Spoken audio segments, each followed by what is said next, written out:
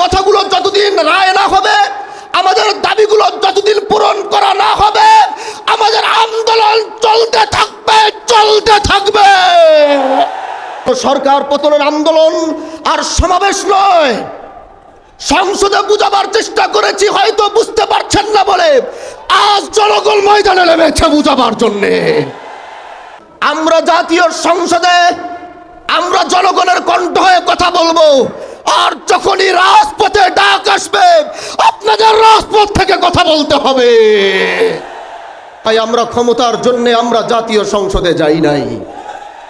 এরকম ক্ষমতা তো আমাদের পূর্বপুরুষের ছিল।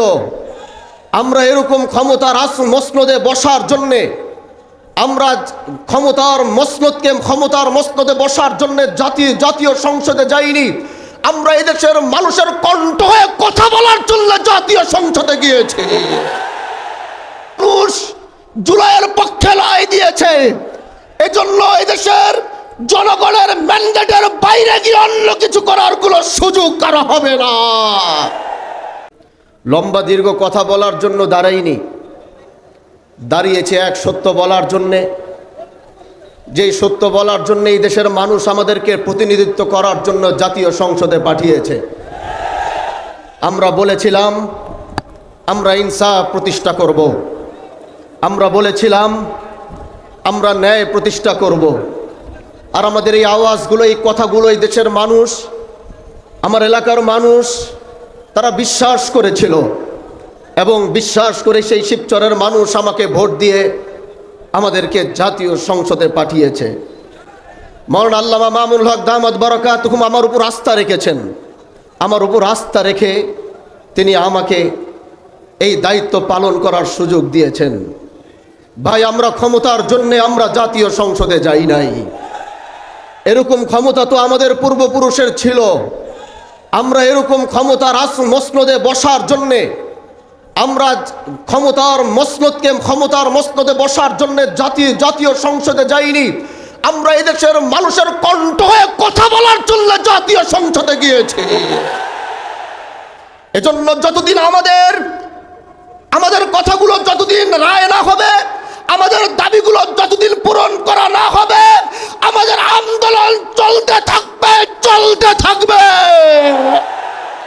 প্রিয় ভাইরা আমার, এদেশের মানুষ 70% মানুষ গণভোটের পক্ষে রায় দিয়েছে। 70% মানুষ জুলাইয়ের পক্ষে রায় দিয়েছে। এজন্য এদেশের জনগণের ম্যান্ডেটের বাইরে গিয়ে অন্য কিছু করার কোনো সুযোগ কারো হবে না। প্রিয় ভাইরা আমার, আমরা সরকার পতনের আন্দোলনে নামি নাই। এটা কোনো সরকার পতনের আন্দোলন আর সমাবেশ নয়। সংসদে বুঝাবার চেষ্টা করেছি, হয়তো বুঝতে পারছেন না বলে আজ জনগণ ময়দানে নেমেছে বুঝাবার জন্যে। এজন্য আমরা চাই সরকার এটা বুঝবে, জুলাইকে ধারণ করবে, গণভোটের রায়ের পক্ষে সরকারও থাকবে, এটা আমাদের চাওয়া। এজন্য আগামীর বাংলাদেশে আমরা জুলাইকে মাইনাস করে আমরা কিচ্ছু করতে পারবো না। প্রিয় ভাইরা আমার, এই ময়দান থেকে এটাই বলতে চাই, আমরা জাতীয় সংসদে আমরা জনগণের কণ্ঠ হয়ে কথা বলবো, আর যখনই রাজপথে ডাক আসবে আপনাদের রাজপথ থেকে কথা বলতে হবে। আল্লাহ পাক আমাদেরকে কবুল করুক। নাসরুম মিনাল্লাহি ওয়া ফাতহুন করিব ওয়া বাশশিরিল মুমিনিন। আসসালামু আলাইকুম ওয়া রাহমাতুল্লাহি ওয়া বারাকাতুহু।